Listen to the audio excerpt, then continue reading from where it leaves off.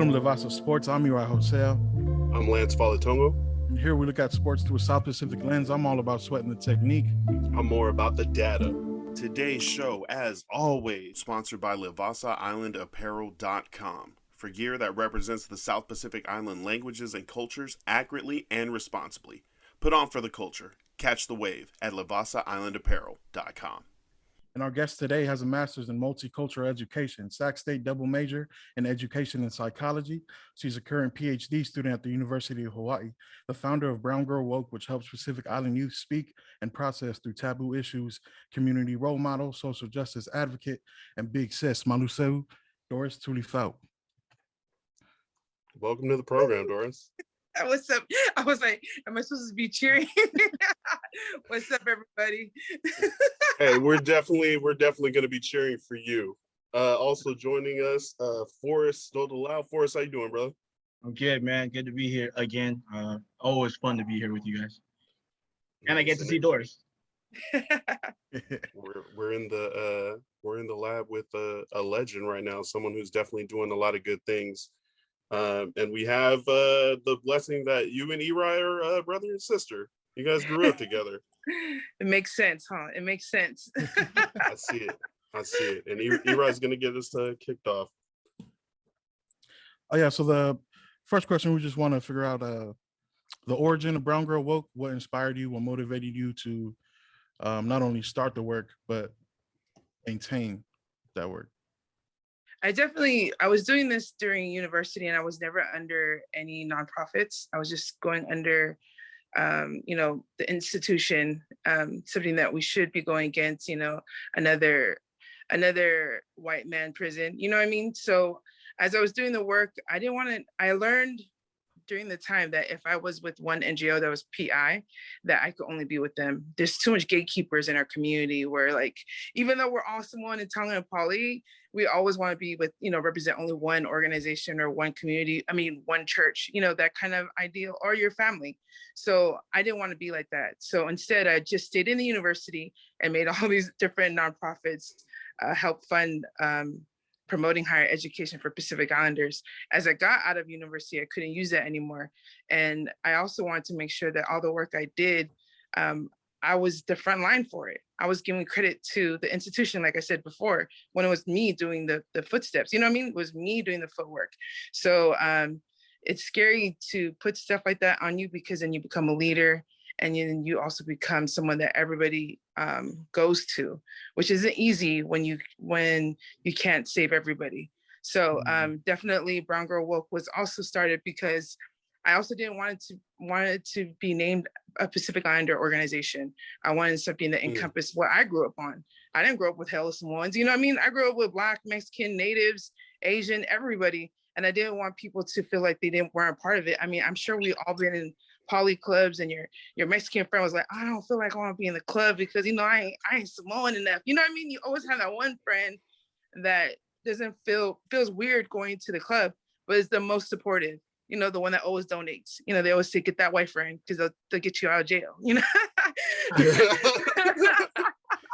I mean? They're the most supportive. So I wanted to make sure that anyone could come into Brown Girl Woke that was woke. You also don't want to just put people like on the spot, just like your PI and your university student. You should be in my club and you should represent. I don't want people that don't know what their intentions are. You also want people that have intentions to do this work. So Brown Girl Woke started with me, a few of my friends that are immigration lawyers. I have a lot of family that are undocumented. I didn't know until I got to the university that we had these like Dream Act, like we had these things from the other communities that we could have used for our own family or our own community, but we didn't. So that's how Brown Girl Woke started. Woke came from the Trump administration when they were deporting so much Pacific Islanders back home to Samoa and Tonga. And just from there, just kept going. I just wanted to make sure that there was a space for us, like any girls. We're always looking for a lot of PIs that's doing this work. Well, if you have the same vision as me, hit me up. And again, you don't have to be PI, just have the same vision as us, undocumented as all of us, you know what I mean? And if your community, like the Mexican community or any other community, got more game than us, please teach me so I could teach our people. Exactly. Getting that information and sharing it and sharing those the path to those resources with everybody so that everyone can use them. But definitely something that we're about here launching this podcast is trying to get information from people like yourself that have that grassroots, boots on the ground level experience of doing things and helping others kind of follow that blueprint. Another thing about Brown Girl Woke, you talk about doing the works. What are some of the community works that you've been able to do? So the background of Brown Girl Woke is also, all the taboo issues that are happening in our community and that's relevant. I'm a survivor of domestic violence and sexual abuse. And I always got to make sure that I say that because there's so much of us that are still in those spaces that don't know who to go to. And as I've been here for like a few months, I still get hit up from everybody like, hey, Doris, what's the contacts, in LA or Utah and Washington? And it's like, why am I still the face for this when I live in Samoa now? Like, are we not having enough of our people doing this work? So not only do we promote about, speaking out on domestic violence and sexual abuse and taboo issues, we also promote a lot of our work on making youth lead projects because they're the next generation. Like we already know, a lot of us feel burned out. Like, hey, we couldn't change what happened. I'm wearing a shirt me and I just made. It ends with us. Nice. And this comes from, from a lot of people or generations before us that didn't speak out, and you see it still trickling down generation to next generation to next generation. And to make sure that it ends with us, it doesn't need to keep going. And we've sacrificed enough of our people to not for this this ugliness to keep going. So it's been like a saying that we keep trying to say, and we're hoping that it goes out. It's a campaign. It ends with us. Doesn't need to go any further. I was on another podcast yesterday and they were like, how do we heal our elders? And I was thinking, dang, imagine if they never spoke and they see it keep going and going and going, how much pain it is for them because they could have stopped it. And that's how I feel. I didn't say enough. Or, maybe some of my friends or my cousins that are in the same situation, or my generation that didn't say anything and seeing it keep on going and just thinking to ourselves, damn, I could have said something, but we didn't. So hopefully, this goes out and people are like, it ends with me. I'm not going to let it go any further. And having these conversations, especially when we think not talking about it, it won't happen to the next generation, but we need to talk about it so it doesn't happen. That's a good point, talking about it. Forrest, on the episode 6, where we interviewed Forrest, he talked about some works in American Samoa with Tamiano Gur and some of the events that they're holding. Forrest, what are some of the stuff that is happening in Samoa to help people communicate and talk through those issues? Like you said, Tamiano and his girlfriend, they're doing a really great job with, they have something called prom, and they have people come out. It's like a slam poetry night that they have. Have you been, Doris? I know you work with Tamiano. Yeah, no, I haven't. We worked together when I was doing the stuff in the schools, but when I left, then they started doing the proms again.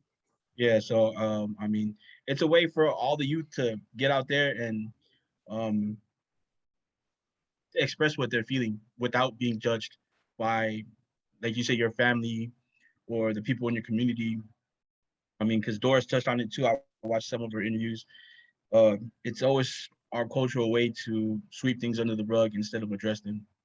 And Doris also said that in our culture, we're not representing just ourselves. You're representing your whole family. So it's always like, I don't want to embarrass my family. But Tamiano's doing a great job of, the kids are able to write what they need to write and get out there and express it in music, in poetry, or sometimes the kids just need somewhere to talk, and he's giving them that venue to do so. And Eri, also, did you run a slam poetry contest for a class? Yeah, that was my senior year, leading into my AmeriCorps year. Yeah, I was just volunteering at a local continuation school, which is super random. But yeah, I would do it would be like an elective.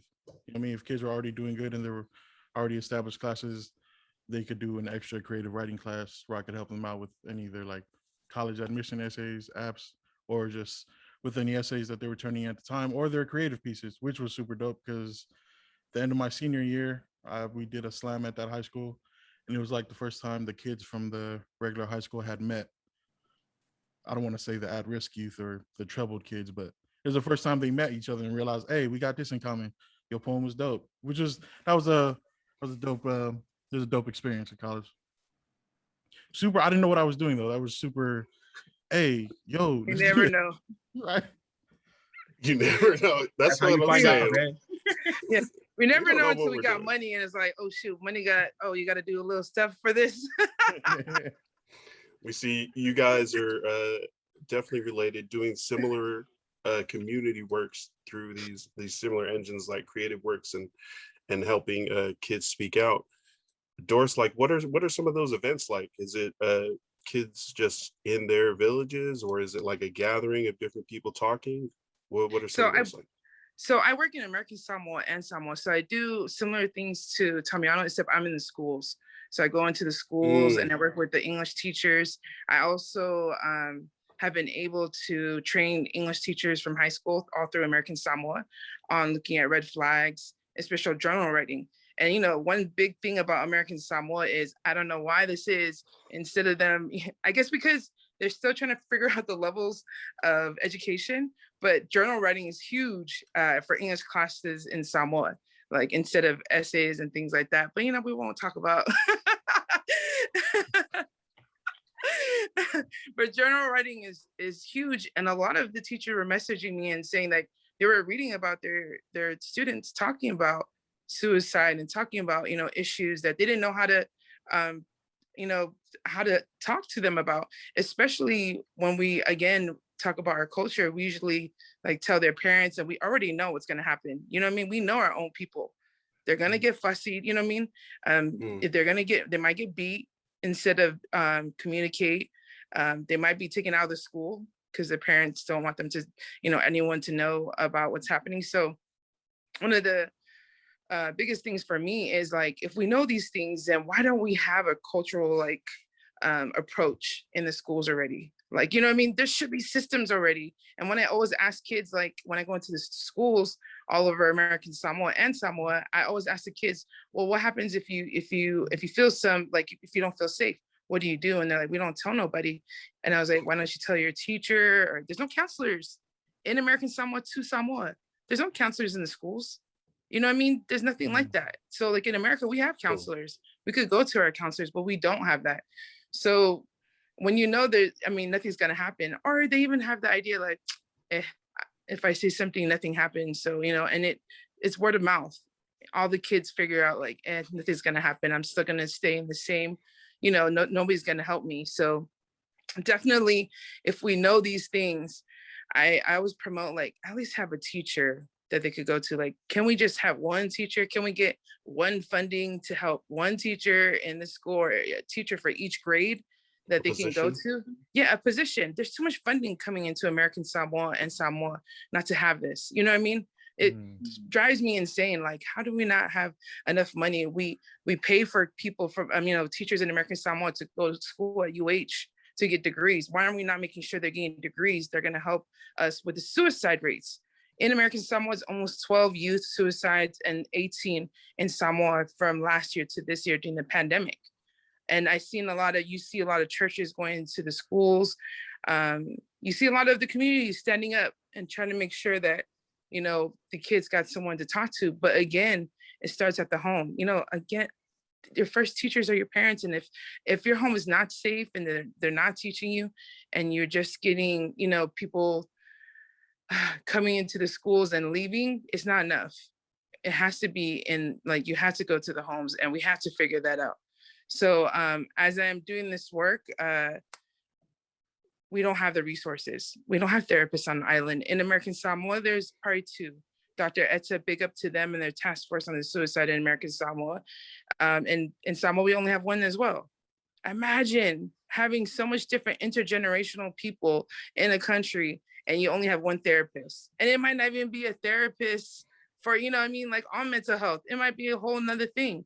So we definitely need more resources. And for me to teach the youth is for them to be their own resource. You know what I mean? If we can't blame it, and it's so easy for us, we're like, oh, well, we only have one therapist, and we just like blame it on that one person or blame it on the government instead of just teaching who's around us, because that person's going to teach somebody, that person's going to teach their family, and that's it. It's definitely communication and making ourselves an advocate.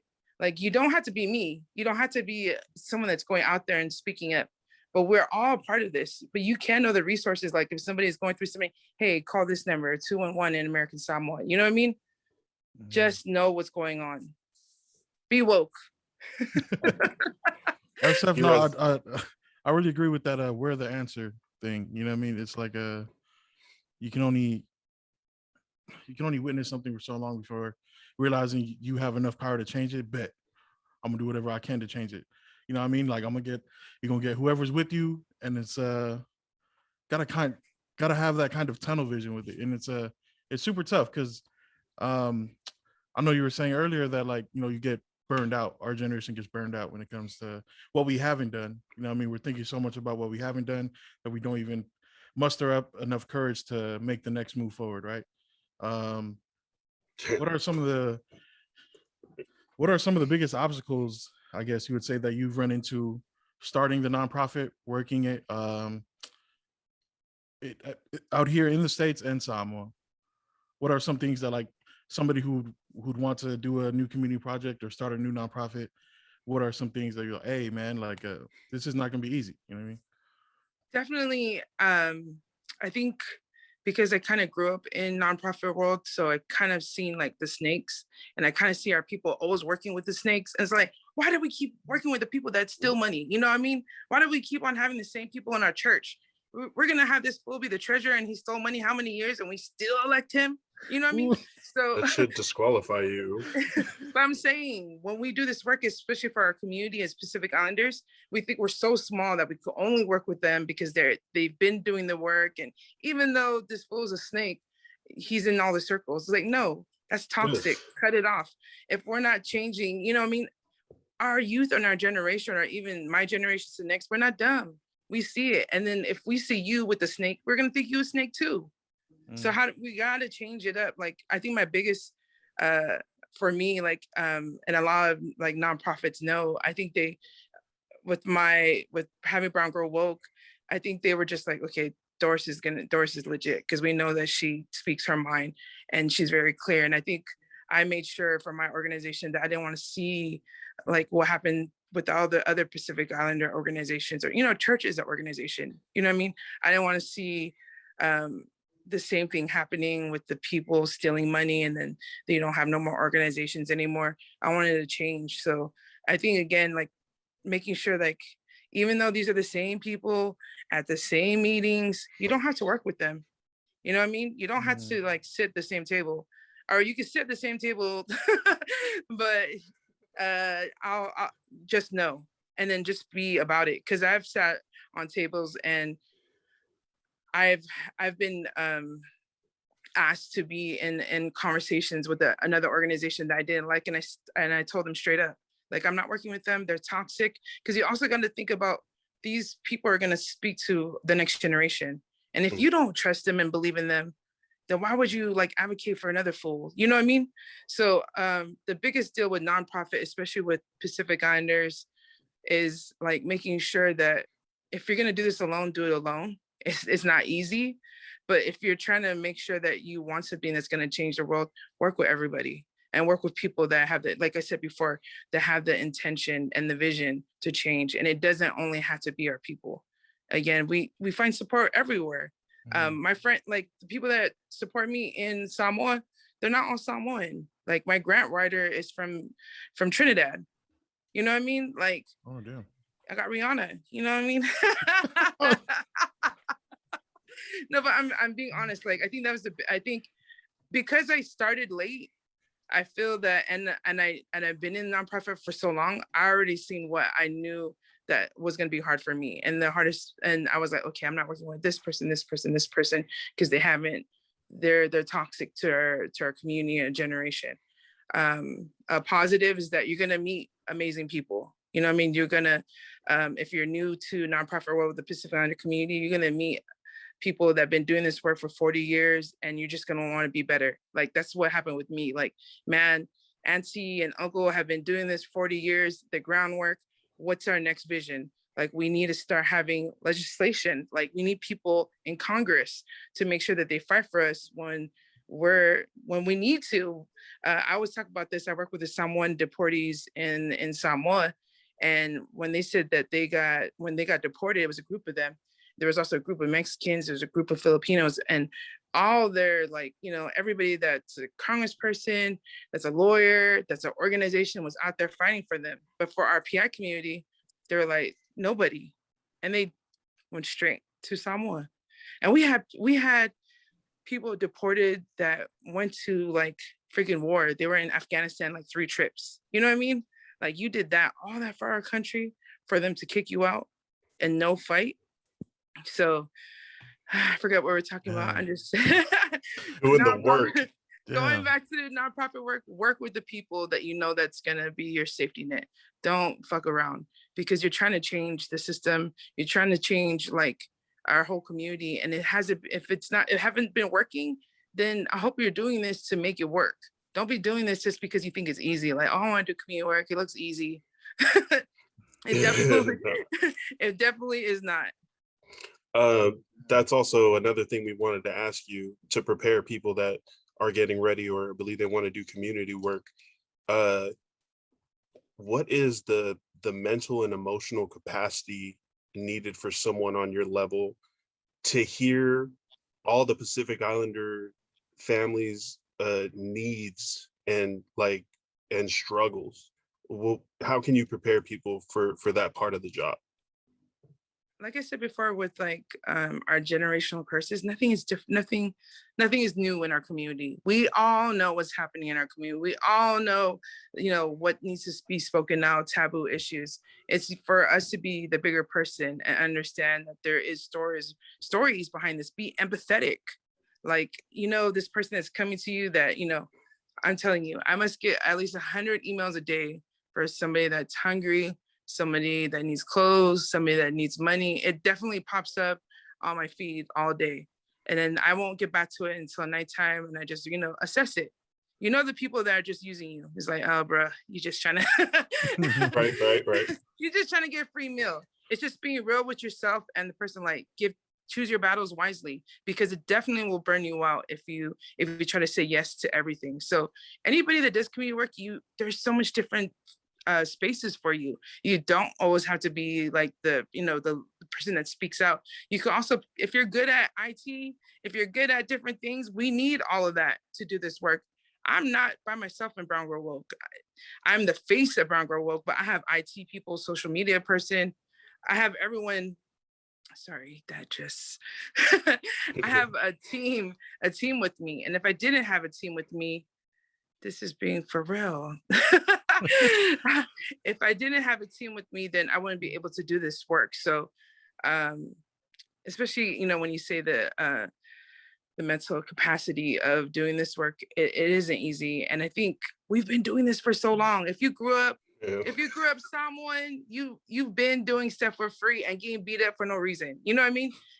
I remember I remember crying. I remember my first Pacific Islander conference, and one of the Tongan teachers emailed me, and he said that I was so unorganized. Mind you, I went to him for help. He never helped me, right? And like no one really helped me. And I remember him emailing me, and he was like telling me everything I did wrong, and I was crying so hard. And I remember my cousin, big up to Rex in San Francisco, for being there for me. He started the TOA fraternity. It was the first PI fraternity. Anyways, nice. He looked at me, and I was crying, and he was like, "Why are you crying?" And I was like, "Well, because, you know, this is a teacher," and he's like, "This is my first conference," and he said everything was wrong. And he was like, "Girl, do you cry at church? Because I swear we be doing everything at church and we get yelled at and you don't cry." And I'm like, you know what? You right. You know what I mean? We grew up, in our culture for this kind of work, that we're always giving, and still get yelled at. They'll still find some kind of fault, even though you were like, damn, I swear I did A, B, C, D, E, F, G. But they still find something. So I swear this is for community work is what we've learned our whole lives as Samoans, especially if you grew up in church or if you grew up for Samoa, period. We're always giving, we're always respectful, we're always trying to figure out how we're going to take care of everybody.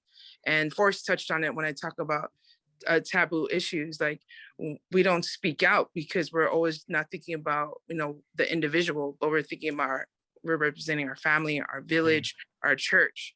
So when something happens to you, you have to sacrifice yourself. And there's power to that. I always tell victims and survivors, like, man, there's so much power from you sacrificing yourself. The same thing as we go to It Ends With Us. We don't need no more sacrificing. There's been enough. Okay, so no, I'll come back to this because this is about, I want to go to lawmaking and breaking generational curses, but I also want to address,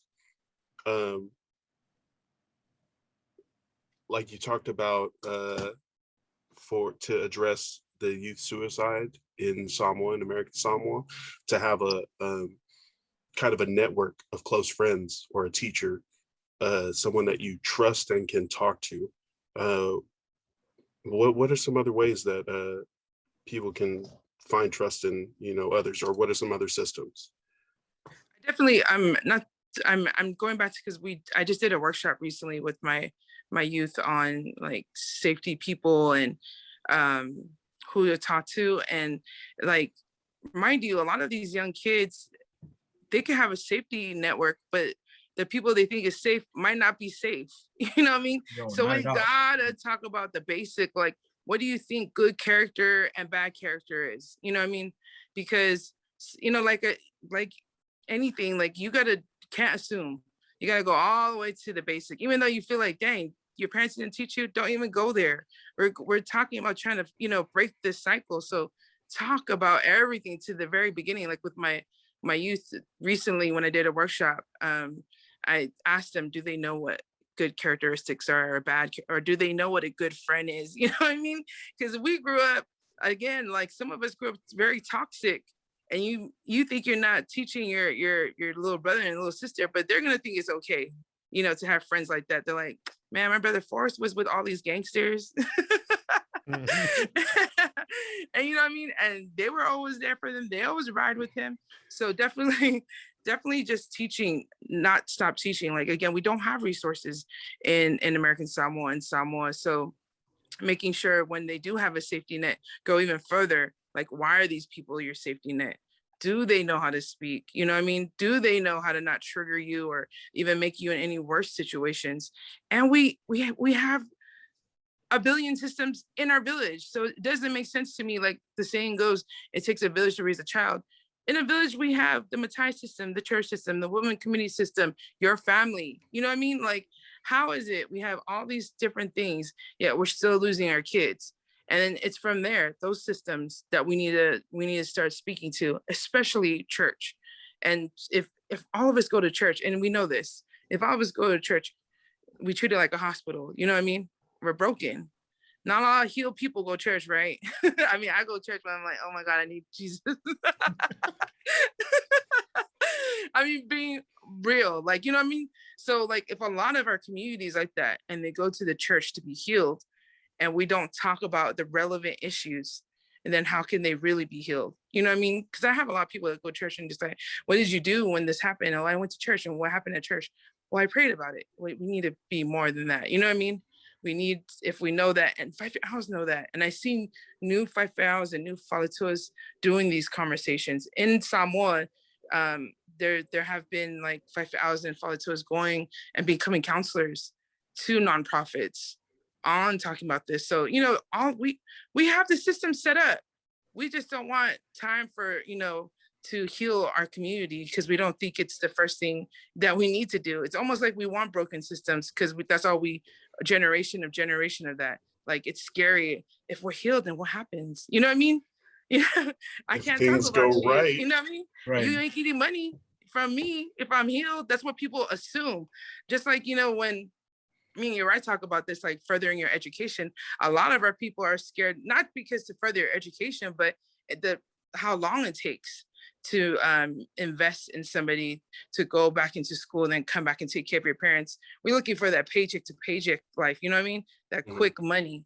So definitely our community, we know what the problems are and we know what systems that we have that will work. We're just not trying to change it because we're so used to it for so long. Yeah, breaking generational curses. Right, can generate the same ones, you know what I mean? It's also a little scary for the youth back home because, I mean, like you said, a lot of people go to church to be healed when, in fact, a lot of the people that are doing the damage are hiding in church.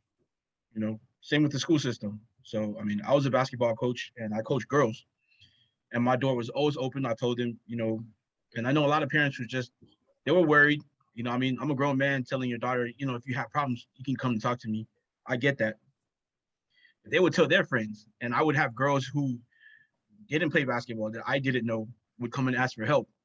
You know, and I'd ask them, well, you don't have anybody else, like at church or at school, and it would be someone at the church or the school that's actually hurting them. So I know it's scary for the kids there. I mean, but you're right. We need more people in those institutions that are helping the kids instead of hurting them. Especially if we're there the most. I've done a lot of surveys in Samoa and American Samoa in high schools, and I always ask them, you know, where their safety, where they feel most safe at, right? And I always put like family, church, village, or school, and they always put like, you know, church is like their safest place, and then their most unsafe place is school. They're there 5 days out of the week. Yeah, you're here, and I always tell them, I'm like, man, that's scary because you guys are here more than you're at anywhere else. Exactly. I mean, you're at home, but you probably go sleep. So if school is the most unsafe space, and what's happening there, and a lot of kids in American Samoa and Samoa say they've had sex at school, they've done drugs at school. I mean, they get bullied at school. Like all these things happen at the school. Then I ask them, and they know, the kids know what's wrong. And then I'm like, I'm a reference to Tafuna. I said, how can we stop this? They're like, we only got one security. Right. And it's the old lady. She's like, I don't know, 60, 70. I don't know, Forrest knows. She's hecka old. Yeah, she's old. I mean, she got, what did she do? She got a 2x4. She walks around with her freaking, but she's taking that role. Yeah, but even the kids know, you know what I mean? Like what the problem is. It's like, I feel like I'm like, do you really need me to come from America when you got so much people here that has this, you know what I mean? That can do this work, but sometimes you need someone outside to like, you know, do the work or put time to it. So yeah, definitely school and all these systems are not safe, and we had to call them out. Definitely. Like if it happened to you 20 years ago and you know, a teacher did anything to you, don't think it's not happening. It's still happening. And then when you see it, like I said before, like it ends with us, and you see like finally someone speaks out, you're just like, damn, that happened to me, and maybe I could have said something and it wouldn't have went this far. Speaking up. Right, that's a tough burden to bear, at least when you see it happen to the next generation, right? And that's also a question I always talking to my parents about, bro. Is this how much of the culture is done out of obligation and not compassion, right? When you were saying that there's a Matai system, there's a Mafkan Kinga, Mafkan Kama, there's systems in the village already, right, that are meant to serve the people in the village. But then when those practices become like things that you're just going through the motions with, the compassion is lost, right? And so like you're not doing it for the next person, you're doing it because I bet, bro, we're all supposed to show up. You know what I mean? And like that's man, that's tough. And you know that there's multiple systems in the village, and you're like, yo, what are y'all doing this for though? Like, man, that's really tough, right? Because people don't have that self-awareness as far as whatever role they play in a certain community. You know what I mean? They're probably not even thinking of themselves as that impactful. And really, like, yo, bro, you're the Mafkan Kinga. Like, you're actually part of a women's group. Like, can advocate for stuff. People do listen to the older women because, you know, like the only thing scarier than a mad Samoan man is a mad Samoan woman. You know what I mean? Like, you don't want to piss them off, right? So it's like, how come? I don't know. It's like, man, you're right though. Like all those systems are there, but what is y'all working for? It's definitely they don't. Yeah, and they don't connect with each other as well. Like I'll go into a village, and if I'm talking to the village, that doesn't mean I'm talking to the church. You know what I mean? A village doesn't mean like they represent the church. There's a lot of different churches in the village, but there should be all one, right? It should be like when I go into like the village, that person is representing everybody in the village, but no, everyone has become individual, like westernized, like, oh, I'm part of this and they're part of that. And we're not connecting, we're not talking to each other. And that's how we lose somebody because of that. We're already like, I'm doing this, you're doing that. I'm not a part of it. And also what we value as well, our value system. We talk a lot about being like stereotyped in our lives, or like even by someone's ourselves, putting things into boxes and like, oh, that person's this, so they must be in this box. This thing feels like this, so it must be in this box. But on the flip side of that is also realizing that while we are unique human beings with our own emotions and feelings, we are human beings in a community that have a bunch of shared connections that, you know, common connections that we can relate with each other to, and build stronger communities. Speaking of breaking generational curses, this is like the smartest way is to get into the laws of the land and advocate for what laws need to be either written or changed. And I really want to talk about you running for parliament and being the future prime minister and being, you know, a big time advocate to young women all across the Pacific and the world. Like you can do the work and help people and just build up for the next generation. When did you decide you wanted to run for parliament, and what steps have you taken?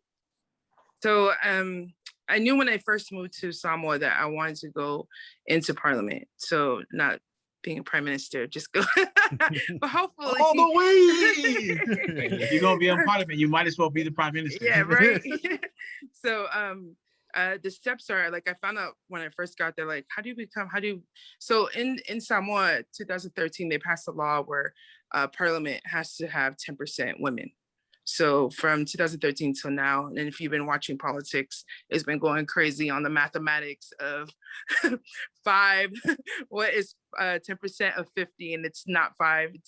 It's apparently 6. So if you've been watching, you've been watching. Anyways, so round up to the nearest. Yeah, apparently. They do different math in parliament. Yes, well, they do different math on population. Yeah. So if it's past 5, it's 6. It's 6. If you guys are watching now and you didn't read that, apparently that's how it is. Anyways, so when I got to Samoa, I was asking those questions like, how do I get in there? Like, okay, well, they passed this law. There's only been 5 women since 2013. Like, there hasn't been more. Like, it's always what they gave us, the 10%. Yeah. And that felt crazy to me. Like, just because there's only 10% doesn't mean we just have to have 10%. We can actually have half or all. You know, like, what I mean? Just filling up. That's not a ceiling. Let's just give them the 5. Yeah, like that's not the max. Right. Yeah, that's the minimum. But it felt like that's what women, or the whole country thought. Like, oh, that's all we get. Only 5. We'd only need 5 women in there. So I was like, oh, definitely, I want to run for parliament. And then you have to have a title, and you have to serve your village council for 3 years. So I actually finished that this year, and then I'm getting a higher title at the end of this year, just to make sure that I'm in the reins to get into parliament. And then I haven't been doing a lot of stuff for my village, only because I want to break that mindset that we have in Samoa, like, oh, she's going to give all her funding to her village. Oh. It's going to be for everybody.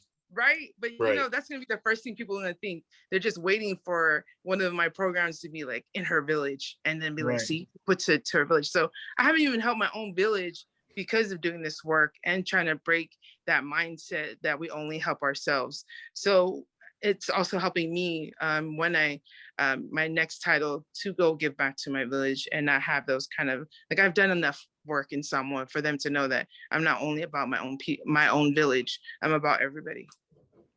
So, I mean, just to add on to what you were saying, because Lance was saying, I mean, because the Matai system is like an old boys network here. For sure.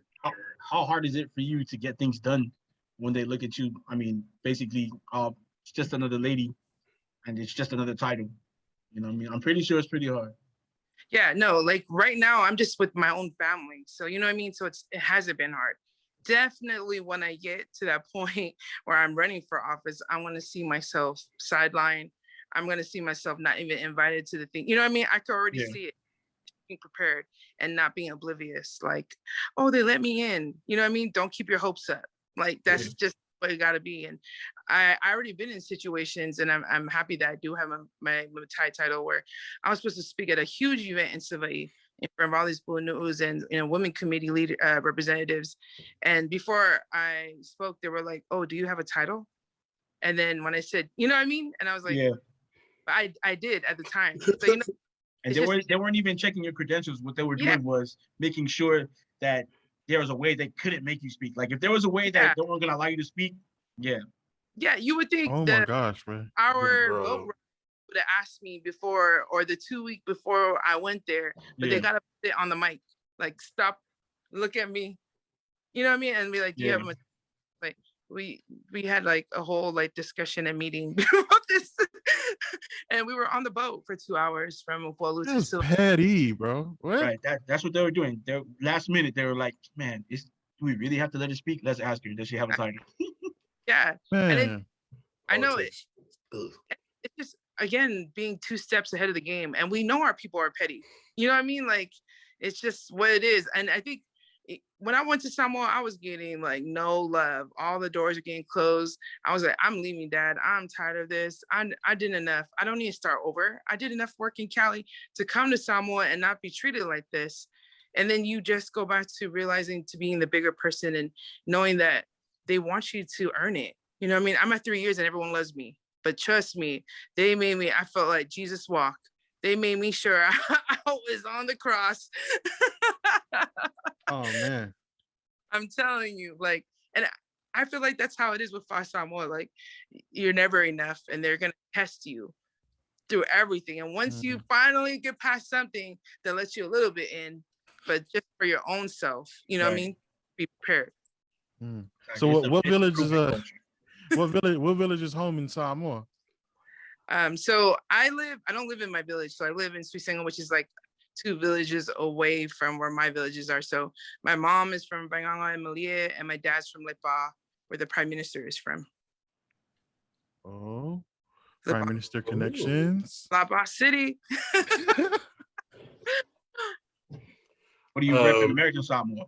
Wait, what? And then my family, American Samoa, Ili, both my mom and dad. Ah, baby. The illest. IBH. Ah, baby. What is your spirit animal? I was like, they're gonna ask me for another village, so I was ready. I was like, too. Is that a real question? That's a real question. That's a real question. What do you feel? Tell us a bit more. What my spirit animal is? I've been hearing about spirit so much. I mean, because I almost went on spirit to I was telling you, right? I went spirit to go LA, and I was like, nigga, I was Don't do it. Don't do it. I said that's why it's called spirit, because you don't come back. You turn into a spirit. Yep, don't do it. Don't do it. It was like, yo, $50 and I'm driving the plane.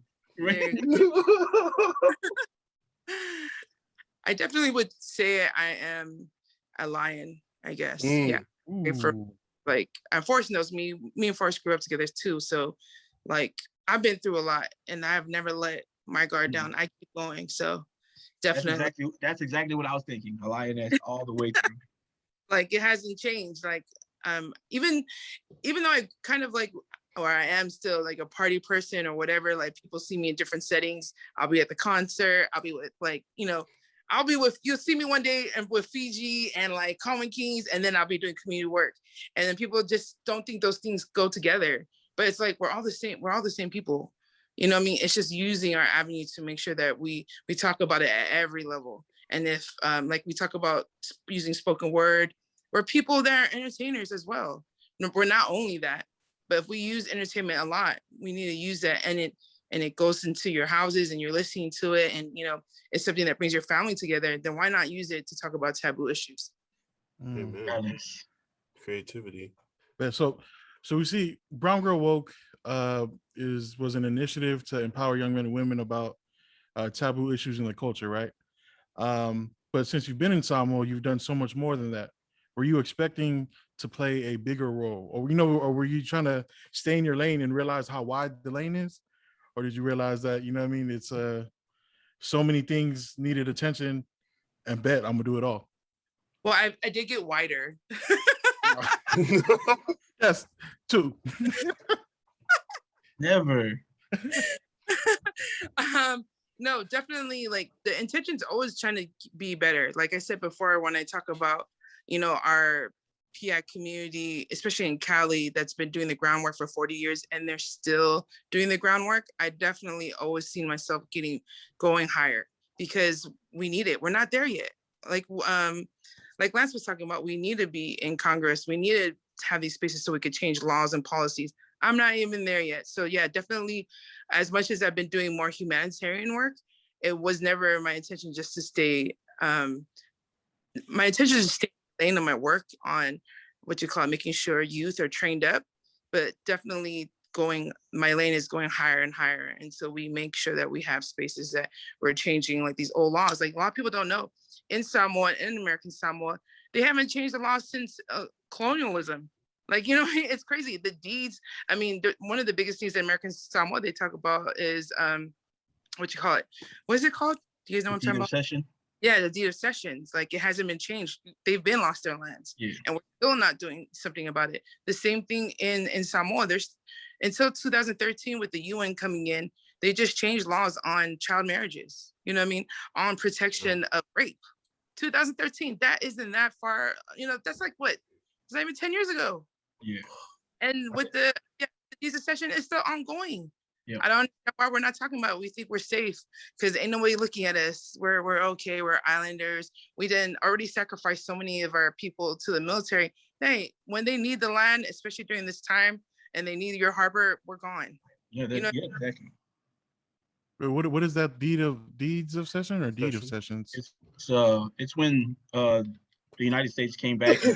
So a lot of it is misunderstanding for the younger people now. They don't know that. So what they were taught was that no one can buy land in Samoa unless you're of Samoan ancestry. But in the deed of cession, it says that if you're an American citizen, you can come home and buy land. So I mean, yeah. And you don't have to be Samoan, you just have to be an American citizen. Yeah, and that was the lie people were told. So now there are lawmakers trying to change it, but then you also have the old people who are like, well, if you change it, they're gonna take our funding. Yeah. So they're so scared of like not being funded anymore by the government.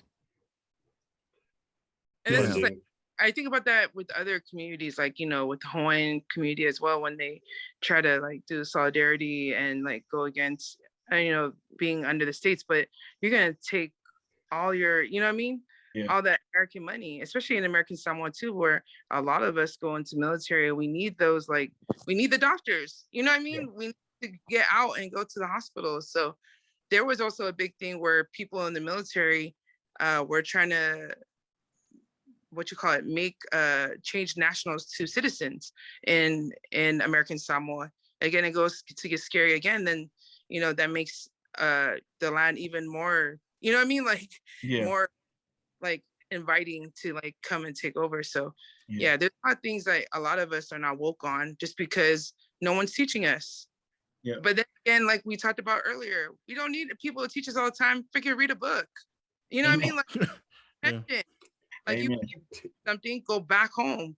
And that's my biggest thing, because people always come up to me like always trying to tell me what I should do, and I just let them talk it out. I'm like, oh, are you coming on this flight to Samoa? Oh, you're not? Okay, see all them seats, sit your ass there. People that don't do work, sit down. Gotta say something, right? Like they always like, oh, you should have did this, you should have did that. And we're like, bruh, I never even seen you like do anything but be a keyboard warrior. So let's calm down until you do the work, then you'll understand more. Don't try to tell me how to do it when you haven't even tried. Yeah, you haven't been there. You know what I mean? Not easy. Like You think I didn't think about that, fool? Like, I've been there. It didn't work. I was out there. Definitely, if you didn't change into multiple lanes, your lane has grown into, a super freeway, because you're doing so much, both in the community, with the youth, with families. Tell us more about the water tanks manufactured in Samoa. How do you pay for them? How do you get them out to the families? How important is that water to those families? So a lot of people, like I've been talking about this, a lot of people in America are like, how you don't have access to water when you live on an island with a lot of water? Oh my God. Yeah, we don't drink salt water. That's not how it works, yo. So funny. I was like, that, it gotta be our own people. You know what I mean? Like, for real. Like, man, you are hella Americanized. So Are there a ton of families without water? Are there a lot Sorry. of families that don't have water? There's a lot of families that don't have access to water. So like the inland, people in the mountain, like away from water, or they're poor and they just have like, they live in between like villages that are not even theirs. And they're just making like a little house out of like cardboard. You know what I mean? Like what they could. So for us, it's hard to do water tanks, because we also got to make something for it to be accessible to them. Because usually when you give a water tank, it's on a house that's stable. You know what I mean? So then you put the pipe on it, so the water falls down on the roof and it goes into the tank. You know what I mean? But if you don't even have a house with a roof, then we had to figure it out. So we've been building little houses for the water tanks so that the water can go, so they can have water. And it's been hard because a lot of families that are poor, just I think you have to think of it like homeless people. They always move in. So the water tanks can't move with you. So it's been really hard because a lot of people are always messaging us that they need water. We go to their families. We know you need it, but at the same time, you're not even stable there. You're going to leave, and water tanks don't move because you build a base with the cement. So it's not an easy task, but we learned during the measles when, the hike of 84 kids died during the measles epidemic. And when we went to all those families, we fundraised. So Brown Girl Woke fundraised like a lot of money to give at least $300 to each of those 84 families. And I got to go to meet all these people. And I'm telling you, almost every couple was late 20s, early 30s, had more than 3 kids, were poor and not living in anything that was stable. You know what I mean? And imagine during that time, they told you to isolate your kids, from the other kid if they had measles. How are you going to isolate when you're poor? You know what I mean? You'll leave them outside? Yeah, and leave them. And the biggest thing, I think everybody in American Samoa too, like hygiene was huge. How can you clean yourself if you don't have water? You know what I mean? How can you make sure that you're healthy if you don't drink water?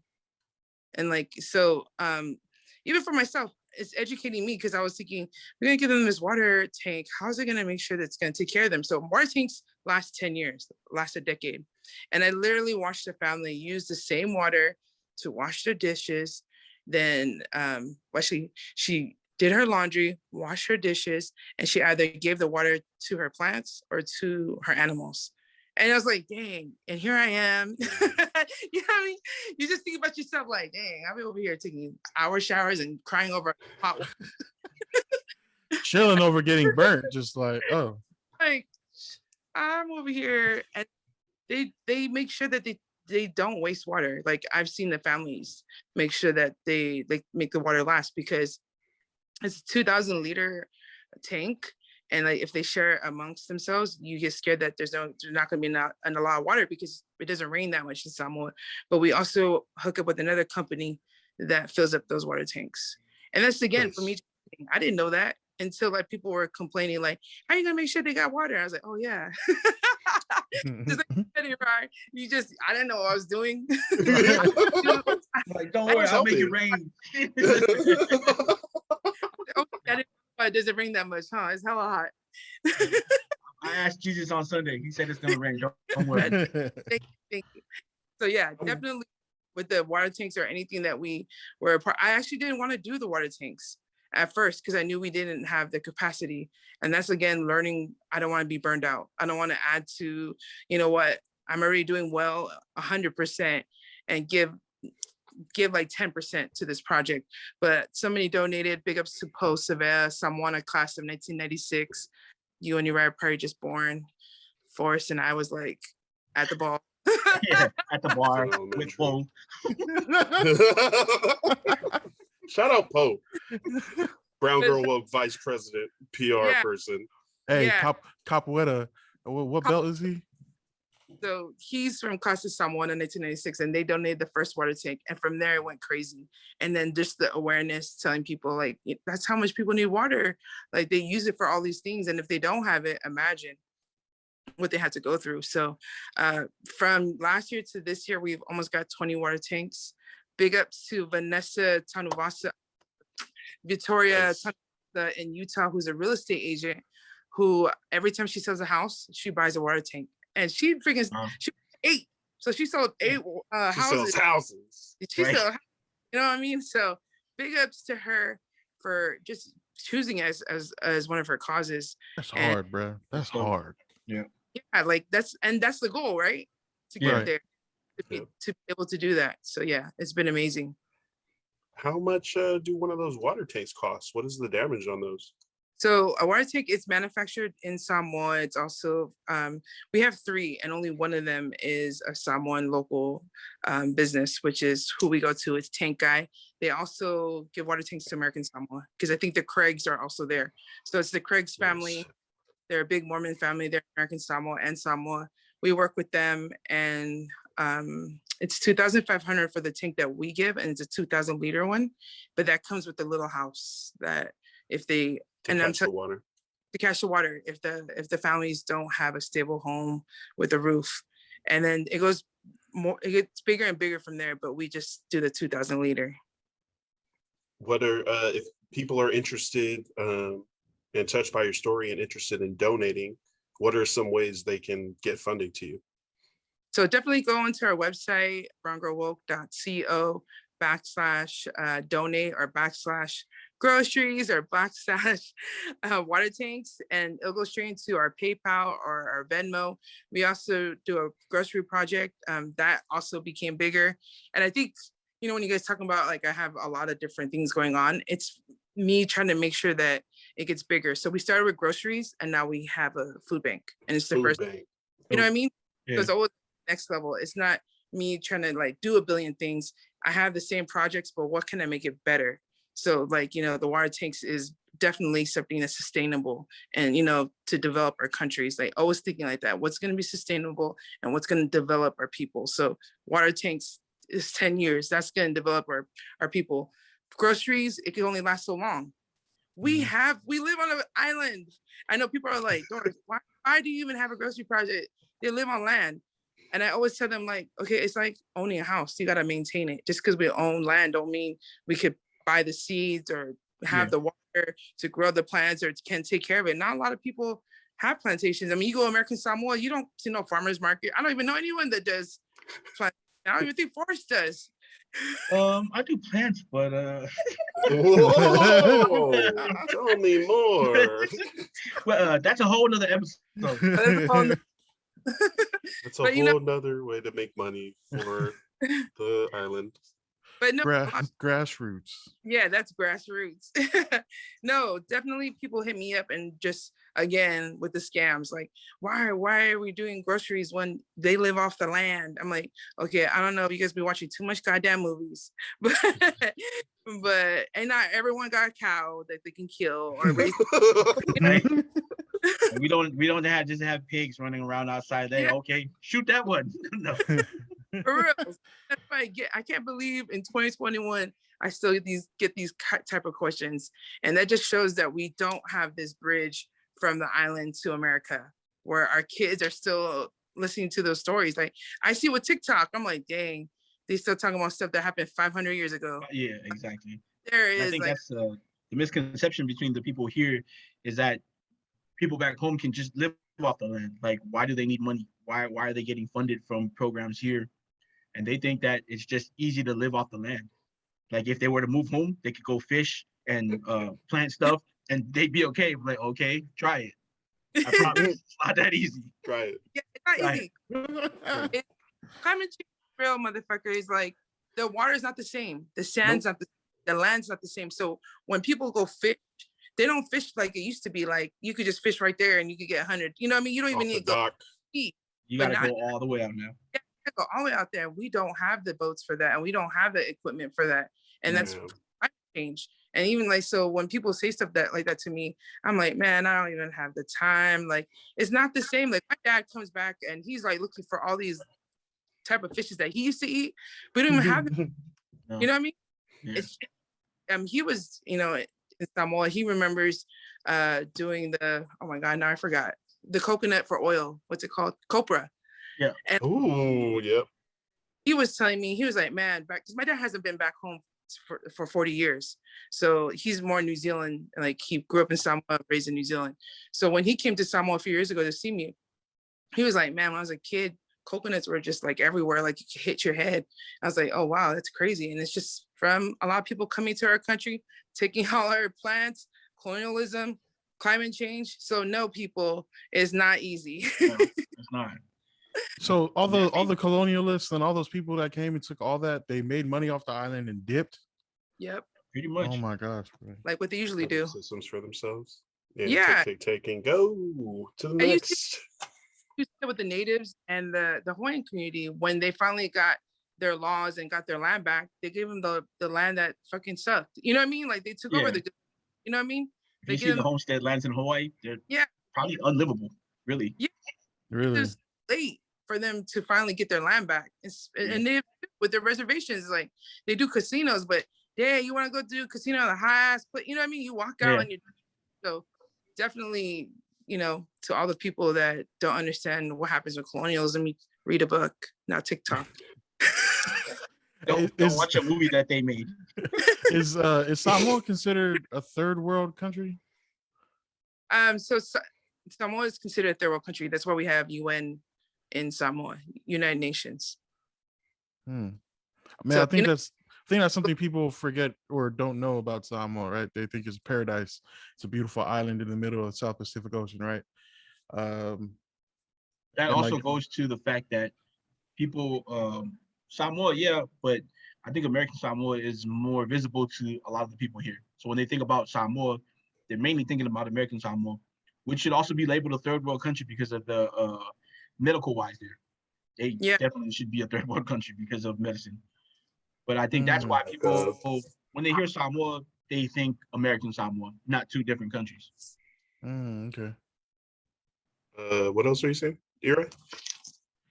Oh no, I think that's like I think that's why people be asking too. You're saying those stupid questions, right? It's like, man, you haven't even been exposed to American Samoa or Samoa. So like that, because we got a McDonald's and an L&L on the island, you go, oh, bet they got it good, bro. What you mean? I got an L&L's down the way, McDonald's is over this way. Man, you guys are good, bro. Like what? what do you mean y'all need help? What else do you need? Right.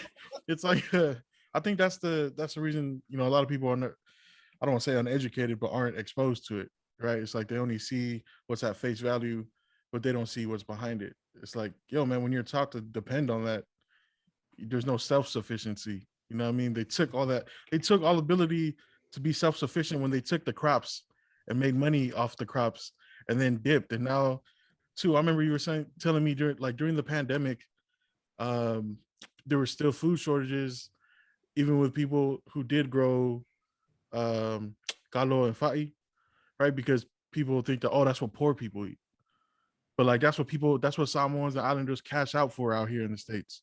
You know what I mean? Like how that was super interesting when you were telling me that, because like what? You know what I mean? It's like, oh, my mom and dad will spend so much money at the Fijian store out here to buy all the fa'i and the frozen kalo, you know what I mean? And like, man, to think that it's looked at as something that poor people are eating, that's I can't even, that's weird. Even people that do just here. That's the mindset in the islands. Like, oh, you do plantation, your family must be poor. You know, right? Popo, like those kind of like even words, like, oh, you're poor. But man, if your country's 80% agriculture, then you just, you know, you're making sure your family's in the next. Right, you're ahead of the game, honestly. Yeah. It's gonna come to you, like, especially now that there's a pandemic and everything's closed, everyone's going to be hella hungry for taro when it opens, and you're going to be ready for it to export it. So yeah, definitely changing the mindset, you know, a colonialized mind, decolonize your mind is a huge thing for people back home in Samoa and American Samoa, or people looking at American Samoa and Samoa. And I think what Forrest said is true. American Samoa should be a third world country too. You guys don't have anything. America takes them out. So everyone thinks they take them away. When you take people away, who do you leave behind? The elderly. Who's going to take care of them? Who's going to make sure they're set up? And you wonder why there's no changes. Because who's going to change it when you're out there getting killed in the military or playing sports and you make your millions? You usually don't go back. Troy went back, but he's not from American Samoa. You know what I mean? So definitely, like, we can't. Another big thing to me is that we always think it's the white people that help us out. You know what I mean? We always give love to them. Like, it's not our people, it's our people. It's always our people. Your family is your people. Think of it like that. It's not these white institutions that take us out or the military. If anything, it's killing us. We romanticize a lot of American history because, like Forrest said, it's what we were taught. You know, we grew up with a book written by not necessarily historians, but certain school systems in the South that sell a lot of books, and those books become the education for, you know, us, and it's still going. Hopefully we can break those generational curses, but right. Christopher Columbus is not a legend. Yeah. He's a murderer. Man, there's so much whitewashing in our education, and lucky to be with you guys who know, you know specific examples of that, and how that, you know, it's from an indigenous people, colonizers going in, kind of change and rewrite the history. And man, politically in the US, there's been a lot of rewriting over the last couple of years about what is and what isn't wrong or not, just morally and ethically. Speaking about like an example of morals, you talk a lot about how your father and your mother, they're like your biggest examples. More so your father, because during the time you were raised, your mother, her style was to not necessarily show that she was doing as much work as your dad, but to elevate him. But what are some examples you hope to show? Because you said seeing them and their love made it easy for you to see when people were doing bad and people in relationships were lacking. What are some examples that you can tell us that they did that you hope other generations pick up? Let me just give you props for watching a lot of my different interviews. I was like, oh, that was from that one interview. Oh shit, that was from the other interview. You guys do your research up in here. We do. VASA Sports. Yeah, no, definitely. Just seeing my dad. My dad's a huge example, and I know we don't have. I mean, I always talk about, like, I never really gave a lot of props to my mom because she made it seem like that. She made it like that. She wanted it to be like that because my dad was hardworking, and it wasn't about her teaching me like this is how you should. Maybe it was her teaching me, and without saying it, this is how you should, you know, a man that you should date or someone you should marry. But she never said it. She just always gave him props and always wanted not to look at her for anything. Not thinking she's more example to me than anybody else. She's a woman. So I didn't learn that until later. Until, you know, when you stop being an ungrateful brat. And you're like, damn, my mom was there the whole time. And I really don't appreciate her to the caliber of what she's done. She's the person that comes, my dad, every time he came home from work, the 15, 16 hours that he worked, she's right there making him food. You know what I mean? I mean, it's the same gala that she makes all the time, but but it's there. But it's there. It's ready. Why?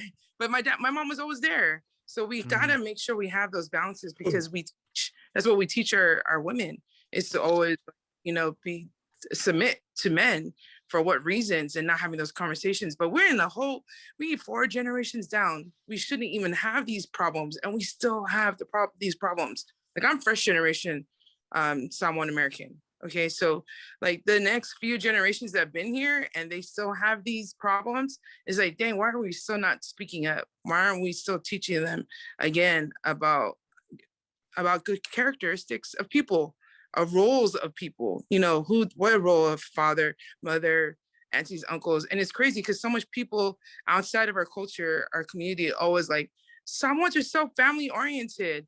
And we know that, but do we know the roles in our family? You know what I mean?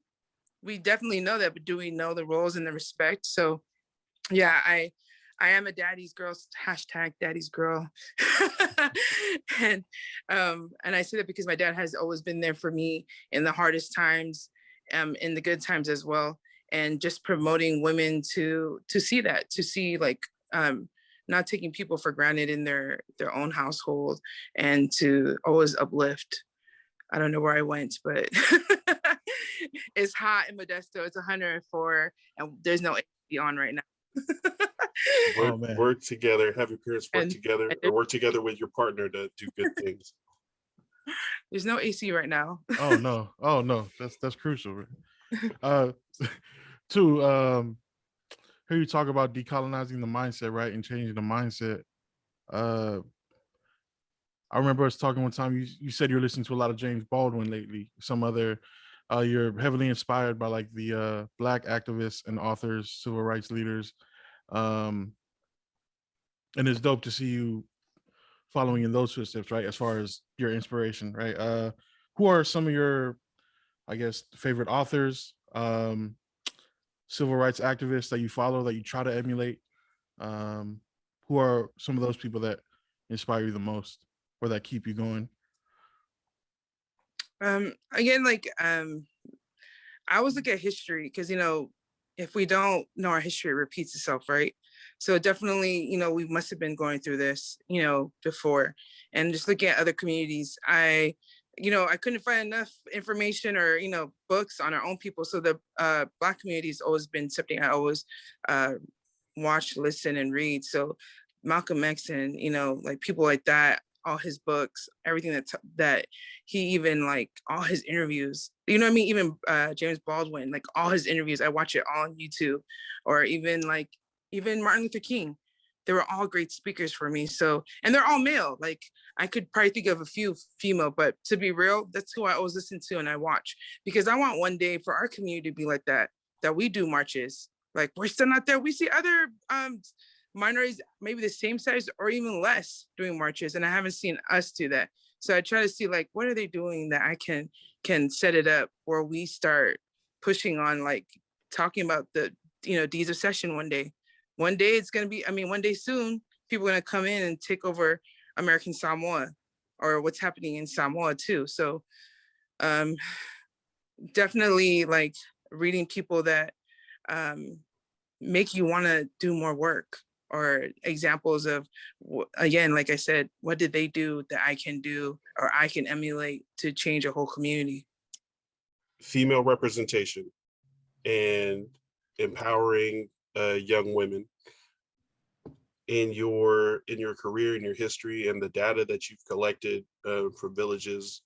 What are some things that we as Polynesian men can do to show up more for Polynesian women? Start dating us. Just kidding.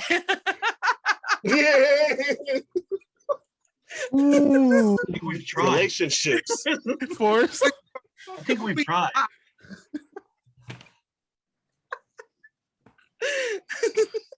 You guys are hell laughing. No. My girlfriend is white American. Full disclosure, but I'm listening. Tell me more. Next thing you know, the internet turns off violence. No, not just. I was just playing. But no, definitely making sure to promote us more, our value. Like we see each other, you know, in different levels, like, you know, at the church, you know, instead of like knowing that girls always got to serve with them, you know what I mean? In our own like Fasamo stuff, you see the girls outside, be with them, like, and promote that. and like encourage them and be like, I see you, like, and just being woke about it, just educating yourself more. Like I said before, we're our own advocates, we're our own best advocates too. And then if we don't even know that we're supposed to even like uplift our the women in our community, then you wonder why you guys date outside the race. Just kidding. Oh no. But no, definitely making sure that the spaces that and you guys have been doing it. I seen you guys, you had Rena, like you guys have this space where it's sports, it's PI, you know, guys, and you think that it's only gonna be you guys, but you guys are making space for women to do their stories. So definitely you guys are already doing the work. Continue to do the work. Me and Will had this conversation the other day, and we both agreed that, I mean, I don't know if I know any stronger woman than a Samoan mother, just the things that she has to deal with. Like you said too, I mean, Samoan women are taught to always be behind your husband. You know, I mean, do the things that's gonna set your husband up for success. And sometimes it trickles down into them not saying anything about the things that are going wrong in the marriage or the family. And then later on in life, you know, I mean, a lot of us Samoan men realize that all the stuff that your mom had to deal with growing up. And then you finally realize as you get older, hey, your mom's a gangster, you know what I mean? With everything she had to deal with. Your mom is a G, you know like, what I mean? No, and then she tells you stories. It's like, dang, that when dad was right here talking to his whole family, you were in the back getting burned, you know, by the oven. You know what I mean? Like, exactly. And yeah. So stood by your man and made sure that everyone was taken care of and went home and I slept good, not knowing that you had all this other things going against you. So yeah, definitely. We know these stories. We got to make sure that we don't forget them and make full value to that. And any girl that we see, like, give them props. Amen. Continue to tell these stories and represent and show other people that think that they're alone, that they're not. That it's you know, unfortunately, some of these situations are common, and you know, other people that you can reach out to that can relate directly to your experiences. When you feel like, especially as a culture, we talked about this, shame on the family, so shut up, you know, hey, don't talk about that. And a very interesting quote from one of your other interviews is you had an uncle say, you know, when speaking your truth, was saying, hey, why'd you say, you know, it was one of your uncles? Because someone's going to hear that and it's going to think it's me. And like, it's not about you, uncle. Yeah. It's about the person who the victim.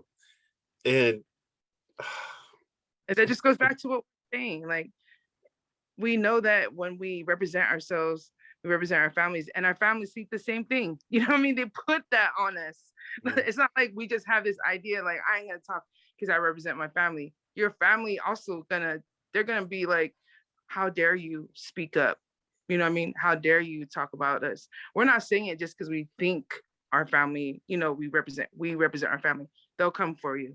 And they're like, oh, how can you say that without making sure it was okay with us? It's like, dang, it's just abused. Now I got to think about all this. And like, you know, lucky when my uncle did that, I was super healed. You know what I mean?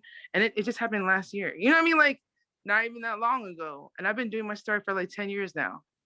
So imagine other girls that go through that and see that happen to me. And it happened in front of a few people. They're not going to want to speak out. They're going to be like, I got to go through this. If I speak out, I might as well just keep it to myself. That's definitely not something we want the future generations to believe, that they have to go through it alone or they have to continue to stay silent, because that silence just continues to let the predators continue to do what they're doing. And really good point, actually. You brought up you would put these people on blast when girls would come with their stories. You would put their photos up, because if we're not going to have a sex offender registry in Samoa, we're going to at least communicate to the community, hey, be on the lookout for this. Because, you know, in me and Eri, we've been working in clubs and nightclubs for the last couple of years. We see some really shitty dudes. Yeah, no, definitely. You have to, like, even with that conversation, I remember somebody trying to argue with me, like, you ain't the justice system to post them up. You know, what if that's gonna, what if that causes, the family of the victim to go kill them? And I said, man, we've been posting about stories for so long, ain't nobody killed nobody yet. You know what I mean? Like nothing has happened. Like it's almost so calm, it's so normalized like that. Nobody does scary. And for me to put you out, I'm not gonna put out somebody that I'm not just gonna put you out without making sure the story is true. You know what I mean? Like the person that we've put out was like, there were 6 people. You know what I mean? Like there's more than one person that spoke out, and that we got to make sure that this person's still walking around. Like he's gonna go to the next village. And that's another thing with the systems that we talk about that are broken. Like some of the villages just kick them out. What you think he's gonna do that to the next village? Right. Like start speaking and communicating to each other when we have meetings, and we don't have meetings with the whole, all the Matais and the whole island. We don't have that kind of system no more. But imagine we did it and we really talk to each other like, hey, give me that list of people that that we know the people in our village that to make sure that they're okay. So definitely a lot of people don't talk because they don't know resources, they don't know what to do, and they just think it's something that happens over and over again, and just stay in, just don't do nothing about it. But okay, so what do you guys think as well? Why is that we talk about those that are being abused or that were going through something to speak up, and we also talk about how difficult that is, but what are some specifically Pacific Islander mechanisms in our community that keep it so that predators can walk around without people talking about what they've been doing? What keeps people silent, and how can we change that? Like I said, the Old Boys Network. I mean, there's a lot of old men in Samoa and American Samoa that they're predators, and it's always been that way, and they keep it that way. So I mean, it's our job to change it. Like Doris said, that's what she's trying to do, but it's so, like Doris said, it's so normalized that these people who've been doing it, they're older now, older men. A lot of them are in power. I won't say any specific names, but even though I know some of them, they keep it that way because they want to keep it that way. And then going back to what Doris said, it's a community-based culture. You don't want to put shame on your family. So a lot of it is that. Shame for being a victim or shame for being an abuser? Both. So if your family has an abuser in the family, you don't want to put that out and have people be like, man, that's from their family. You know I what also mean? don't want them eating next to me. True. But that's just the culture that they've created back home. Eri, what are some reasons you think people stay silent?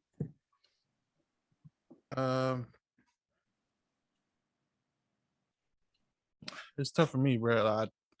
I want to solving the problem for me is just throwing hands with them. You know what I mean? Like if they had a visceral fear of, oh, you know what I mean? Like I don't want to get their hands put on me, fact or stupid. You know what I mean? I think you should start there when I know violence is not that's not the answer, right? But I don't know. I don't like the fact that they've been comfortable this whole time. You get comfortable, you get reckless, you get sloppy, and then it becomes so blatant that now we're talking about it, and it's so prevalent, right? But like, how do we make them not feel comfortable, bro? You know what I mean? Like I press that issue every time. Like don't let them think it's normal. Don't let them think it's cool.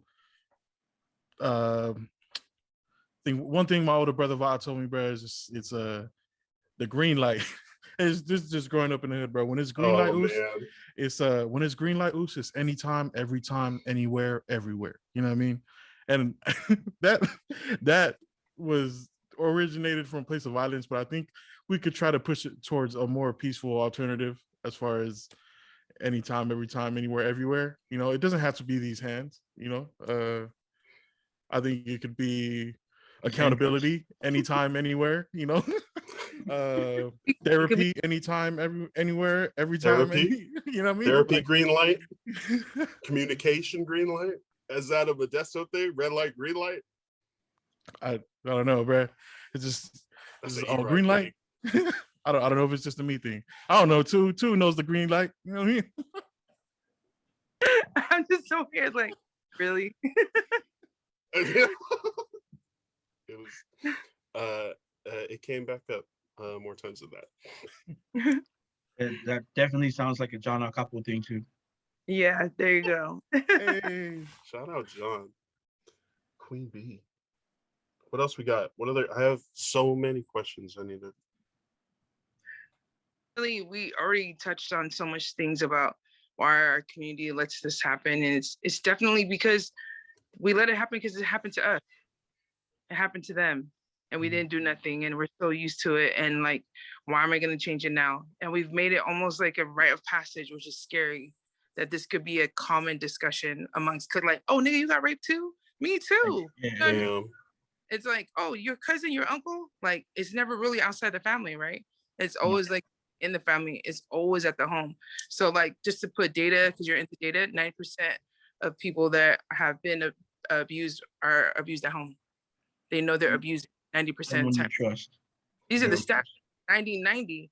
You know what I mean? Like, that's crazy. If we know it's at the home and we know it's our family, and I even go back to always talking about Once Were Words, and I wish we make another movie that talks about that kind of stuff, because it's exactly what has happened to me and so many, that even though like we touched on it with the Mile High Club, big ups to the girls in Carson, how like a lot of like males know their homies kind of off, but don't say nothing.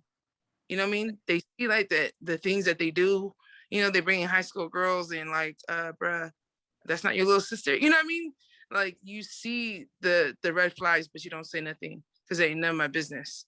And that's not only happening in like with friends, but in our community. You know what I mean? Like even with our people in those systems, like we talk about those broken systems, nobody's accountable for each other no more. We just think, that ain't my family. You know what I mean?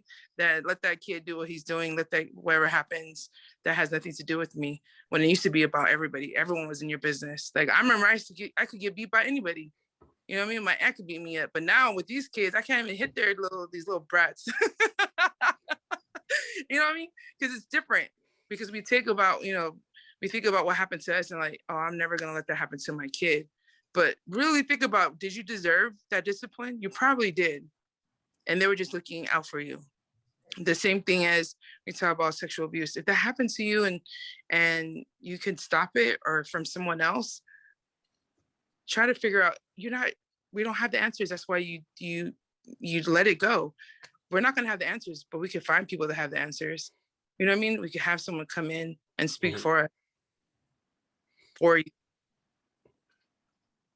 Red flags in relationships, or like say, and you're probably going to see this if you're in the relationship, but I'm thinking from the perspective of a friend that wants to help, and maybe they don't notice, but what are some red flags in your friend's relationship that you should be aware of?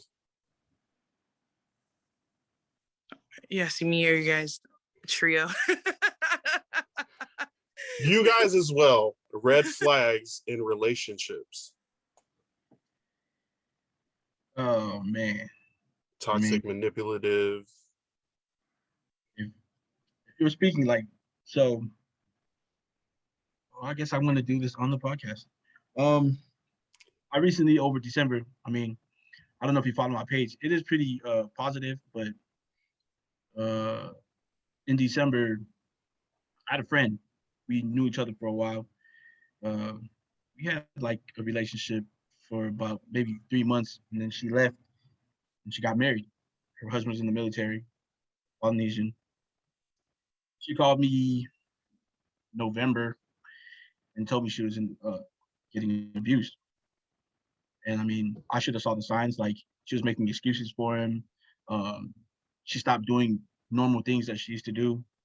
She also had a daughter. I was trying to get her out of whatever she was in, doing all whatever I could. I paid for tickets for her and her daughter to leave him, stuff like that. And so another sign is she would always say, like, okay, it's cool now. You know what I mean? Always making excuses. It's cool now. Don't worry, we're good. So finally, one night in December, she called me, said she was ready to leave. She was getting herself ready to leave. I get a call like 3 a.m. that morning from her mom, only because my phone number was the last phone number in her phone. Her husband shot her and shot her daughter. You know, yeah. I mean, just those signs, just the little signs, man.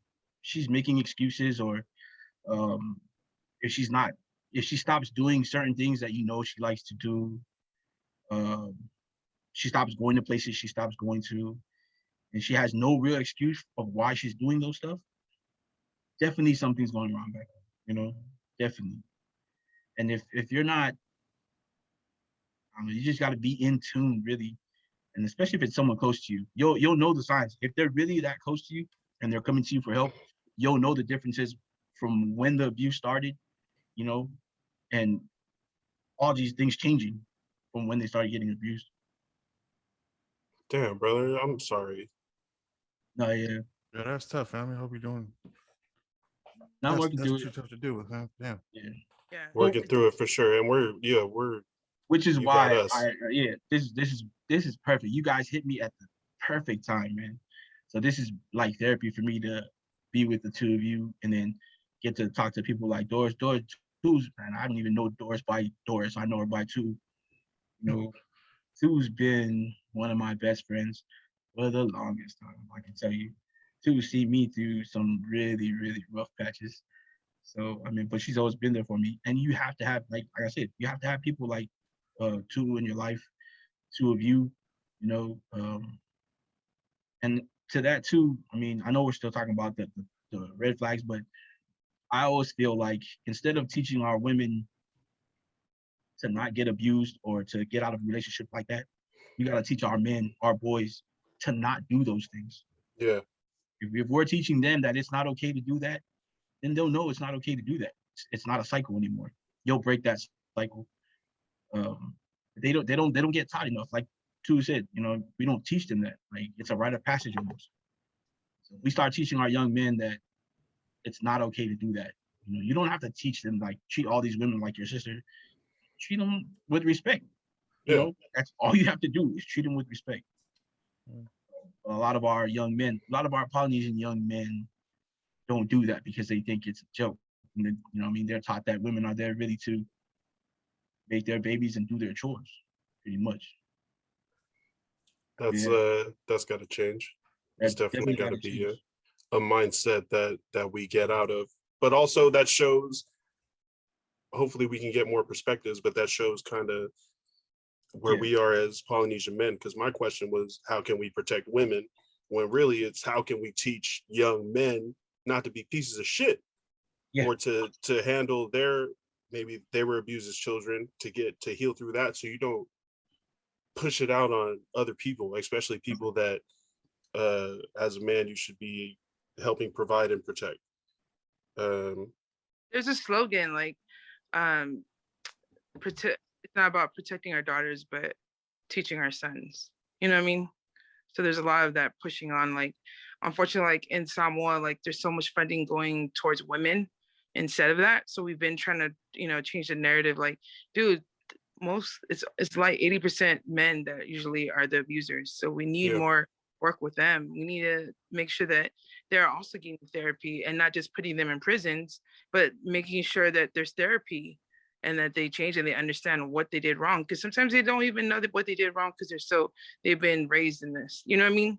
Yeah. Raised that and not knowing again the roles of your family and who people are in their lives and the respect that you're supposed to give.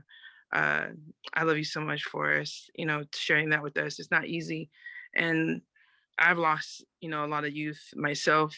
Losing one is a lot. You know what I mean? It is. It is. And you got to realize, like, okay, so what can I do next? And like, I think with me, I lost somebody in American Samoa 2 years ago. And I was like, dang, and that's why I promote safety, like your safety net. Like I made sure I was safety net. I don't live in American Samoa. You know what I mean? Like, and I was so cool with that, like me being her safety net. But you got to make sure there's somebody there when you leave. Like, Yeah. you know what I mean? Don't make it that easy for yourself. Like, oh, just hit me up. But like when they need you there, I can't just fly over or anymore because Samoa and American Samoa during COVID, but making sure that they have someone as well that's there, that's on the ground, and making sure that we bring more people to this discussion and not just having it just, me and them. So yeah, a lot of learning. I'm sure you learned a lot, Forrest, and I hope it's not your fault. Definitely, it's too early. It wasn't that long ago. So I know you're still in. Yeah, that's exactly what I'm dealing with right now. But I mean, like you said, I'm learning, so it's a lot of learning. That's what the transformative social justice. Like a lot of people, especially the Black community, when someone died in their family and they become like these leaders, they call it transformative. You know what I mean? Like you transform like trauma into social justice. Right. You know what I mean? And that's what we're doing right now. You know what I mean? Right. Like maybe think about it, but like, damn, I need to put this in the forefront. Like, what can I do next so that this doesn't happen? And in our community, suicide is huge. So we don't talk abuse, domestic violence is huge. Man. And I think most of us agree.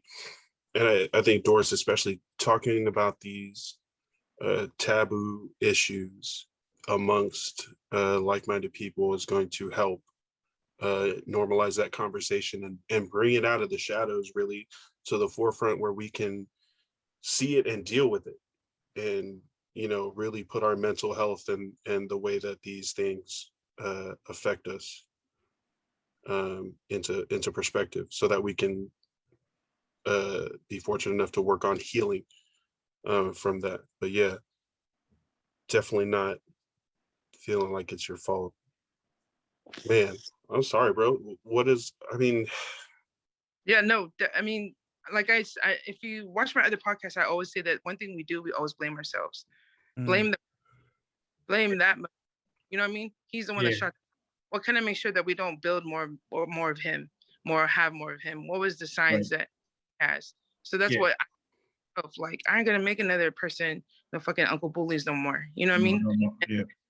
Many of us that normalize it by calling them, like, we all have the Mokolo uncle, right? Like we call that, but it's real. We use these language real. So, for me, I hope for you, Forrest, like, you don't blame yourself, blame that fool, and be like, how can I make sure that we building no more of these type of men? Hey, love and light. So love and light, man. Amen. Amen. Continue to push that out. Maybe later, people in your organization can start something for the men, for the young men. You know what I mean? Brown girl woke, you can call it brown boy broke, because that's what they are. Hey, brown guy woke. They're broken, brown guy man. woke. No, it's They're so funny. back home. Most of the speakers in my group are young men, and they're very vocal. Like, they're very intelligent, very vocal. And I always explain to the young girls that don't feel like, man, how are they, like, they're so like, it's so easy for them to speak and they're articulate. And I said, remember, we've lived in a very patriarchal country. Like, you aren't ever open to these spaces, but you are now, and you're not gonna be ready right now. But when you are, it's gonna blow up. So just keep on learning and keep on uplifting each other. So most of my main speakers are young male, and they're like lawyers in the University of South Pacific, and they're amazing.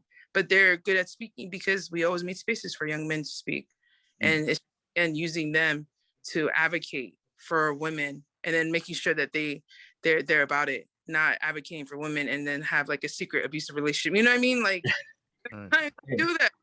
Sometimes we make people in these spaces and then just more trauma and triggers, because it's like, dang, that person's advocating for domestic violence, but I know what he does at home. Right. It's like, make sure that the right people in the right places and in the right spaces. Yeah, you got to be a positive feedback loop. Yeah, I mean that loop.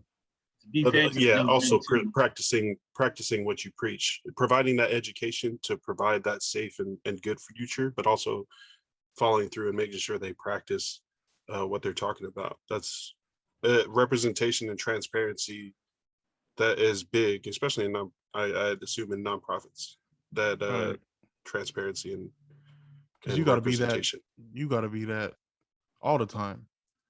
You know what I mean? Like, you're not just an advocate when you on a podcast. You're not just an No. advocate, you know, on a headline or a Twitter Right. post, bro. Like, you got to take that home. Like, you got to take that back to the hood. You know what I mean? That's how I always like related to. It's like, yo, bro, like, how does your neighborhood see you? You know what I mean? Like, we know when people always ask, oh, what they call you, where you from? Like, do the people who actually fuck with you? You know what I mean? And like, yeah, man, it's a tough process, man. Shoot. What is Tu'u your like first name It's my or pimp your name. family name? Ooh. Oh no. Oh no. Oh no, I was hating. X's to O's. It's a cat game. I tell you guys before I came on, Uri was like, "Oh yeah, it's you know, the VASA sport." I'm like, "Oh, okay, cool. I was talking about sport," and he was like, "What sport?" I said, "The game, nigga." He's like, no." He's like, "No." I said, "Force now, force now." Me and two used to have weekly conversations wherever she was, whether she was at Sac State, we were both at UH. We'd have weekly conversations about this stuff. That's what I said. No, put me on. Get down. But unfortunately, my little brother's on this podcast, so He's like, oh my gosh. That's my pimp name. Okay. No, it's my middle. It's my one name. So anybody, I mean, my family name. So anybody that's really, really close to me, they'll say that name. Like, you know, everyone has that. I think everyone has that name. Yeah. So definitely hear anyone say two, they had to have been very close to me. And I'm one of those people, like, you call me two and I don't know you. I'm like, who is that? But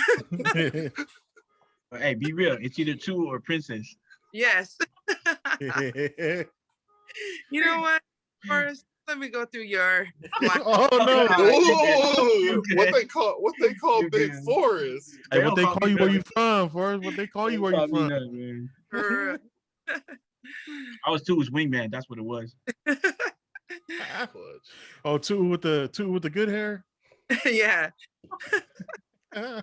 Shoot, we got a lot of stuff in You know, like, I have a question too. I'm moving home in a little bit, man. I'm gonna come see you. I need a job.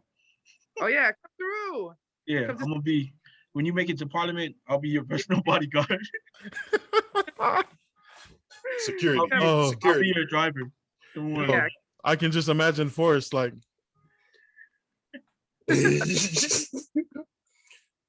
Brown Girl Woke doing community work, providing water tanks for families in need. You guys have grown your grocery donation to a food bank. Do you need like freezers, refrigerators? What do you need for that? What more do you need? Can we tell people to send to you? Yeah. You could definitely go on our website and it gives you all the information. Please don't give me your old clothes and your and your New trash stuff. of garbage that I send over to Samoa all the time. And like I understand, but we got clothes in Samoa. We really do. And no, because I always do when I come back, or I always have containers at least 4 or 5 a year. And as much as I put on the flyer what we need adult diapers, we need wipes, we need diapers for babies, things like that. Definitely funding, we need monetary funds, which is always really hard, again, with our community not trusting where their money goes, but we are very transparent. You can check out all our social media. We make sure to show you where we give you food every month, and there's no way that's coming from any other source but private funding, because grants do not pay for humanitarian aid. You know what I mean? So they only pay for projects, like, you know what I mean? So definitely with the water tanks, I even tell people, if you don't trust me, I'll give you the water tank. You can find the company on our website, their phone number, their address. You don't even need to give it to me.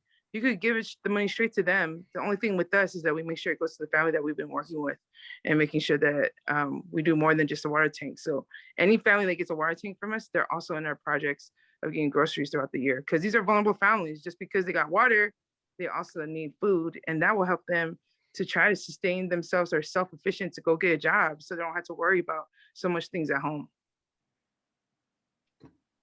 Great works, helping people get the necessities they need to build up and build better, and so that the next generation can really do more than the foundation that we laid. I really hope this isn't the last time we get to talk to you. We're very thankful that you've given us so much time today. I know you've been super busy with all the promotion and stuff, but just one more time, if people want to donate to you, how can they find you? Again, www.browngirlwoke.co/donate, and you'll see all the different projects you can donate to. You can always hit us up on Brown Girl Woke on Facebook and Instagram, and our whole team's on there. So if you message, we always respond, but not if you're messaging to do other things. Just that. Leave them in the requests. Yes, leave it there. Leave it there. What'd you guys learn today with our guest? Nah, man. Biggest takeaway is the getting your mental, like up to par, in shape. You know what I mean? It's be ready to do the work. Don't think it's easy.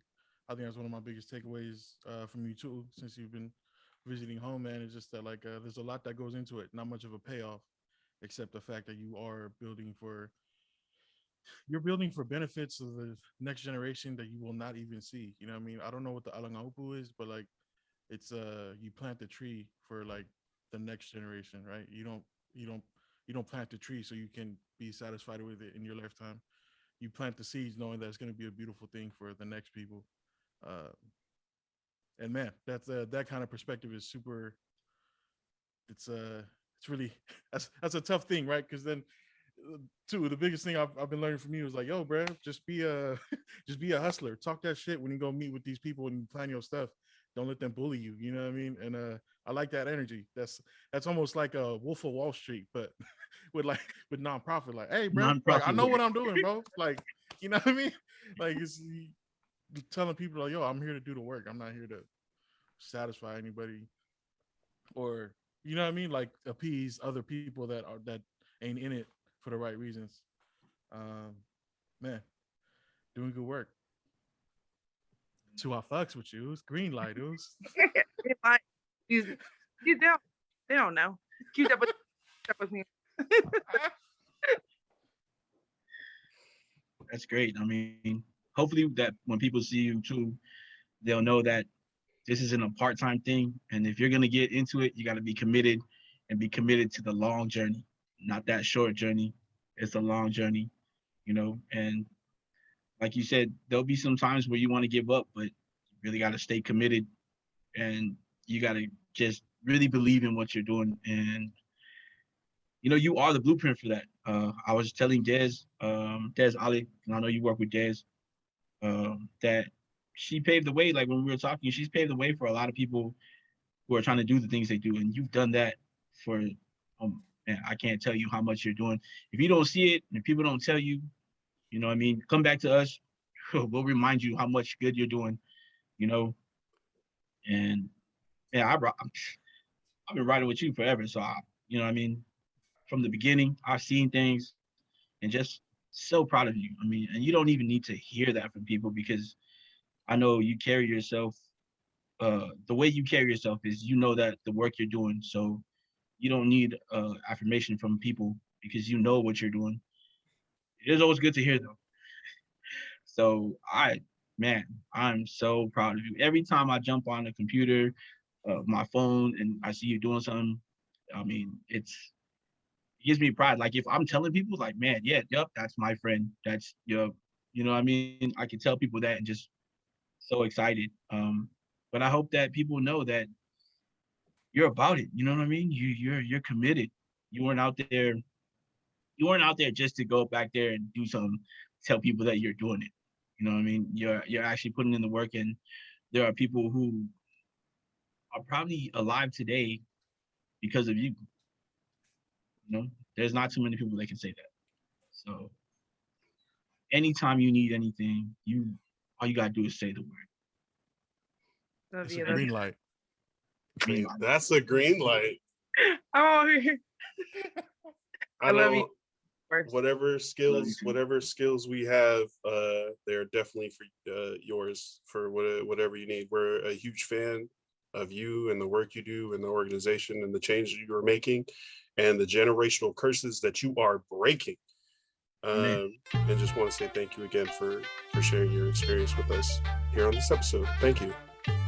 Thank you, guys. Thank you for having me. I love you guys. Thank you too. Love you too.